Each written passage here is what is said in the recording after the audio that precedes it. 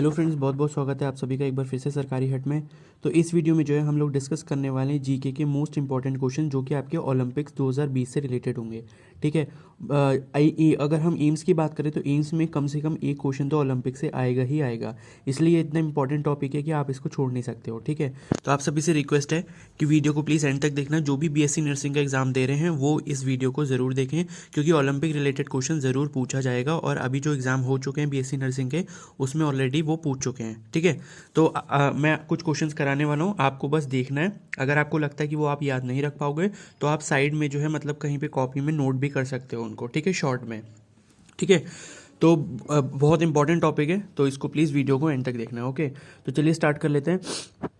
तो पहला हमारा क्वेश्चन है, under which wrestling category does Deepak Punia represented India at Tokyo Olympics. ठीक है, दीपक पुनिया जो है जिन्होंने मतलब मेडल जीता था ओलंपिक्स में, तो उनकी बात हो रही है कि टोक्यो ओलंपिक्स में जो है कौन सी कैटेगरी, मतलब रेसलिंग में क्या होता है कि हमारे जो वेट होता है उसकी कैटेगरी होती है। ठीक है, तो कौन सी वेट की कैटेगरी में दीपक पुनिया ने मतलब रेसलिंग जो थी वो करी थी। ठीक है, तो इसका करेक्ट आंसर हो जाएगा ऑप्शन सी, यानी कि 86 केजी। तो ये आपको ध्यान रखना है कि दीपक पुनिया ने जो है 86 केजी रेसलिंग में फाइट किया था। ठीक है, फिर उसके बाद नेक्स्ट क्वेश्चन है, Saikhom Mirabai Chanu women weightlifter is representing India in category है टोक्यो ओलंपिक्स 2020। ठीक है, तो मीराबाई चानू ने जो है सिल्वर मेडल जीता था, आप सभी को पता होगा, बहुत ज़्यादा चर्चा में रही थी।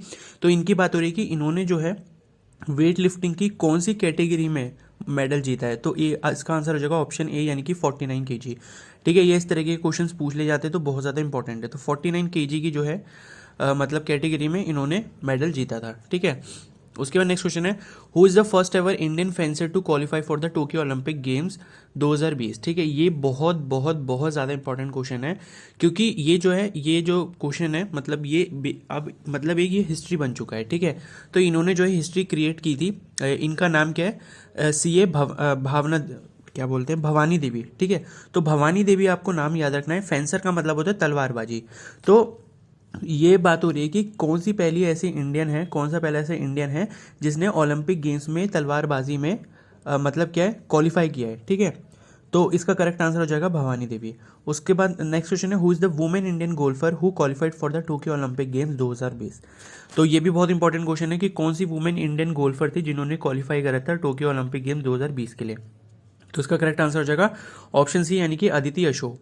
फिर नेक्स्ट क्वेश्चन है, which Indian women gymnast is going to represent India at Tokyo Olympics 2020। ठीक है, तो किन्होंने करा था, कौन सी जिमनास्ट है। इसका करेक्ट आंसर हो जाएगा ऑप्शन ए, यानी कि प्रणीति नायक। फिर नेक्स्ट क्वेश्चन है, which Indian wrestler is going to represent India at Tokyo Olympics 2020 in men's 65 KG category. तो 65 केजी कैटेगरी से बजरंग पूनिया ने जो है रिप्रेजेंट किया था रेसलिंग में, और इन्होंने भी जो है मेडल जीता था। ठीक है, बजरंग पूनिया का नाम भी आपने सुना होगा। उसके बाद नेक्स्ट क्वेश्चन है, Sonam Malik is going to represent India at Tokyo Olympics 2020 in which weight category. तो इसका करेक्ट आंसर, ये इतना इंपॉर्टेंट क्वेश्चन नहीं है। फिर नेक्स्ट क्वेश्चन है, what is the Tokyo Olympics 2020 mascot. ठीक है, तो ये बहुत ज़्यादा इंपॉर्टेंट क्वेश्चन है, क्योंकि मास्कॉट के ऊपर बहुत ज़्यादा क्वेश्चन पूछे आते हैं। तो इस क्वेश्चन को जो है आप मतलब ये वाला जो आंसर है आप इसको लिख लो। ठीक है, अगर आपको याद नहीं रहेगा, क्योंकि मैस्कोट के ऊपर क्वेश्चन आने की बहुत ज़्यादा प्रोबेबिलिटी रहती है। तो मैस्कोट का मतलब क्या होता है कि जो उसका सिंबल था, सिंबल जो बनाया गया था उसका नाम क्या था टोक्यो ओलंपिक्स 2020 के सिंबल का। तो इसका करेक्ट आंसर हो जाएगा ऑप्शन बी, यानी कि मिराई तोवा। तो मिराई तोवा आपको याद रखना है कि मिराई तोवा क्या है, मैस्कोट था आपका टोक्यो ओलंपिक्स 2020 का। फिर नेक्स्ट क्वेश्चन है, what do the 5 rings on the Olympic symbol represent. ये भी कई बार क्वेश्चन पूछ लिया जाता है। तो इसका करेक्ट आंसर है ऑप्शन बी, यानी कि 5 कॉन्टिनेंट्स। ठीक है, जैसे आपका पैसिफिक ओशियन हो गया, इंडियन ओशियन हो गया, तो ये सारी चीज़ें जो हैं ये ओशियंस जो हैं ये रिप्रेजेंट करते हैं। 5 ओशियन हमारे, तो 5 रिंग्स जो हैं वो हर एक ओशियन को रिप्रेजेंट करते हैं। ठीक है, फिर नेक्स्ट क्वेश्चन है, at which of the following Olympics were gold medals made of pure gold last awarded. तो अभी तो क्या है, मतलब मिक्सिंग करते हैं उस गोल्ड में, जो आपको गोल्ड मेडल दिया जाता है मतलब ओलंपिक में, उसमें कोई और मेटल भी मिलाते हैं, मतलब एलॉय जैसा होता है वो। लेकिन पहले जो है, पहले के टाइम में क्या था, प्योर गोल्ड का बनाया जाता था। तो लास्ट टाइम ऐसा कब हुआ था जब प्योर गोल्ड का मेटल दिया गया था। तो इसका करेक्ट आंसर है ऑप्शन ए, यानी कि 1912। ठीक है, फिर नेक्स्ट क्वेश्चन है, who of the following athlete has won the, ये बहुत ज्यादा इंपॉर्टेंट क्वेश्चन है। ठीक है, has won the maximum number of individual gold medals as a single Olympics. मतलब एक ही ओलंपिक्स में सबसे ज्यादा गोल्ड मेडल जीतने वाला इंडिविजुअल कौन है। ठीक है, ये बहुत ज़्यादा चर्चा में भी रह चुका है, तो ये क्वेश्चन आपको अच्छे से याद रखना है, वरना लिख लेना। इसका करेक्ट आंसर है ऑप्शन बी यानी कि माइकल फिल्प्स। ठीक है, तो माइकल फिल्प्स ने ये स्विमिंग से रिलेटेड है, ठीक है, ये भी याद रखना है। तो ये आपको पता होना चाहिए, माइकल फिल्प्स जो है इन्होंने स्विमिंग में जो है बहुत सारे गोल्ड मेडल जीते हैं, और ये maximum number of gold medal जीतने वाले एक सिंगल पर्सन है ओलंपिक्स में। ठीक है, फिर नेक्स्ट क्वेश्चन है, the 5 rings of the Olympic symbol are in 5 different colours. ये भी बहुत इंपॉर्टेंट क्वेश्चन है, देख लो कि जो 5 रिंग्स होती है ओलंपिक के सिंबल में वो कौन कौन से कलर की होती है। तो इसका करेक्ट आंसर हो जाएगा कि पहला तो होता है रेड, फिर ग्रीन, फिर येलो, ब्लू, और लास्ट वाला कौन सा था, ब्लैक। तो ये जो है ये सीरीज याद रखना, इसकी कोई ट्रिक बना के रख लो कि रेड, ग्रीन, येलो, ब्लू और ब्लैक कलर होते हैं ओलंपिक के रिंग्स में। ठीक है, फिर नेक्स्ट क्वेश्चन है, Olympic games were held in ancient Greece in the honour of Greek god. तो किसके मतलब ऑनर में जो है ओलंपिक्स मतलब कराए जाते हैं। ठीक है, तो इसका आंसर हो जाएगा ऑप्शन ए यानी कि जियस। जियस कौन है, हमारे ग्रीक गॉड है। ठीक है, फिर उसके बाद नेक्स्ट क्वेश्चन है, at which of the following cities have the Olympic games not been held twice. तो एटलांटा इसका करेक्ट आंसर हो जाएगा, यानी कि एथेंस, पेरिस और लंदन में 2-2 बार हो चुके हैं ओलंपिक्स, ये आपको पता होना चाहिए। ठीक है, फिर नेक्स्ट क्वेश्चन है, in which year the first modern Olympic games held. ठीक है, तो ये सभी को पता होता है मोस्टली, तो इसका करेक्ट आंसर हो जाएगा ऑप्शन बी यानी कि 1896। तो 1896 में जो है सबसे पहली बार जो है मॉडर्न ओलंपिक गेम्स हुए थे। फिर नेक्स्ट क्वेश्चन है, ये इतना, हाँ ये भी इंपॉर्टेंट है, which team leads the procession of athletes at the opening ceremony of the Olympic games. तो इसका करेक्ट आंसर हो जाएगा ऑप्शन बी यानी कि ग्रीस। तो ग्रीस जो है वो सबसे आगे होती है जब ओलंपिक गेम्स की ओपनिंग सेरेमनी होती है, तो सबसे आगे जो टीम खड़ी होती है किस कंट्री की होती है, ग्रीस की खड़ी होती है। ठीक है, फिर नेक्स्ट क्वेश्चन है, where are the headquarters of the International Olympic Committee located. तो कहाँ पर है भाई इसके हेडक्वार्टर्स, का करेक्ट आंसर हो जाएगा ऑप्शन ए यानी कि लॉसेन, स्विट्जरलैंड में। ठीक है, तो स्विट्जरलैंड में जो है आपके इंटरनेशनल ओलंपिक कमेटी के हेडक्वार्टर्स हैं। फिर नेक्स्ट क्वेश्चन है, Olympic games 2012 are being held in London, in which earlier years have the Olympic games been held in London. तो इसका करेक्ट आंसर जाएगा ऑप्शन सी यानी कि 1908। ये इतना इंपॉर्टेंट नहीं है, इस तरीके के क्वेश्चन आपसे नहीं पूछे जाएंगे। ठीक है, 2012 की बात नहीं हो रही, सिर्फ 2020 के क्वेश्चन ही देखने हैं हमें।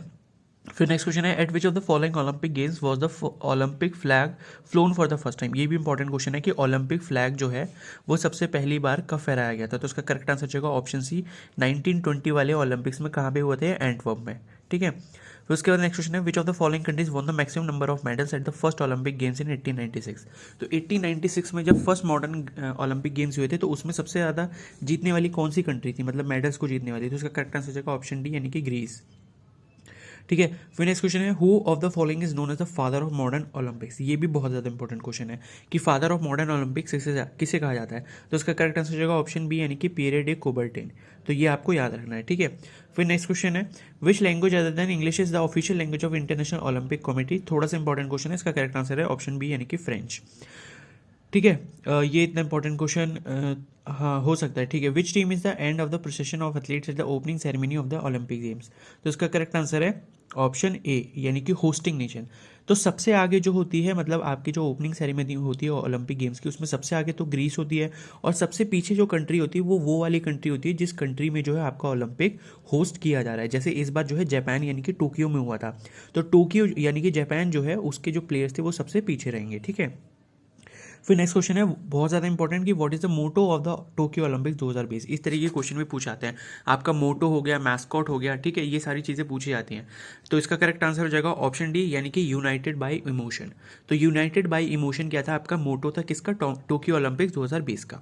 फिर नेक्स्ट क्वेश्चन है, at which of the following Olympic games was the Olympic flame introduce for the first time.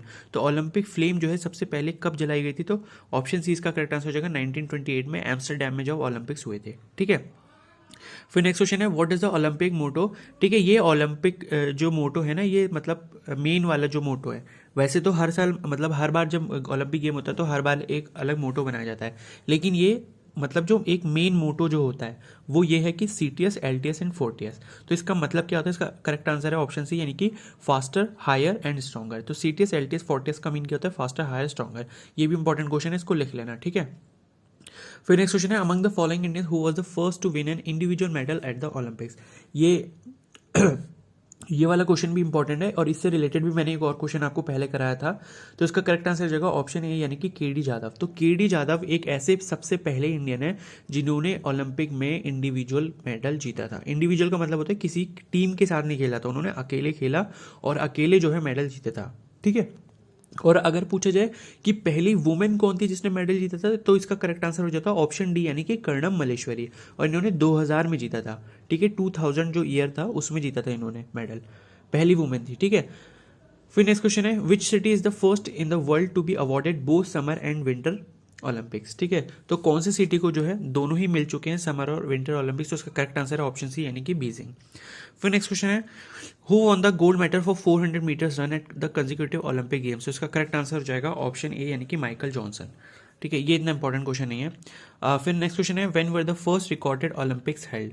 ठीक है, तो इसका करेक्ट आंसर हो जाएगा ऑप्शन बी यानी कि 776 BC, यानी कि बहुत पहले जो सबसे पहले जो ओलंपिक गेम हुआ था, मतलब बहुत ही अनऑफिशियल तरीके से, वो कब हुआ था आपका 776 BC। ये भी इतना ज़्यादा इंपॉर्टेंट क्वेश्चन नहीं है, मैंने जहाँ जहाँ इंपॉर्टेंट क्वेश्चन थे वो मैंने आपको बता दी, जैसे मोटो हो गया, मैस्कॉट हो गया आपका। ठीक है, और सबसे ज़्यादा ओलंपिक में मेडल जीतने वाला कौन है, इंडिया से पहला मेडल जीतने वाला कौन है इंडिविजुअल, और इंडिया से पहली वुमेन कौन है मेडल जीतने वाली, इस तरीके के इंपॉर्टेंट क्वेश्चंस पूछे जाएंगे आपसे। ठीक है, तो बाकी के जो क्वेश्चंस हैं वो मैं आपको नेक्स्ट वीडियो में दूंगा, तब तक के लिए आप इनको ही रिवाइज कीजिए। ठीक है, और अगर आपको लगता है कि कोई क्वेश्चन आप भूल जाते हो तो उसको आप लिख लिया करो। ठीक है, तो आई होप आपको वीडियो पसंद आएगी। अगर ये वीडियो पसंद आई तो प्लीज़ इसको लाइक करो, अपने दोस्तों के साथ शेयर करो, चैनल पर नए हो तो सब्सक्राइब कर लो, बेल आइकन को प्रेस कर लो, और कोई भी डाउट हो तो मुझे कमेंट सेक्शन में जरूर बता सकते हो। Okay, so thank you and have a nice day.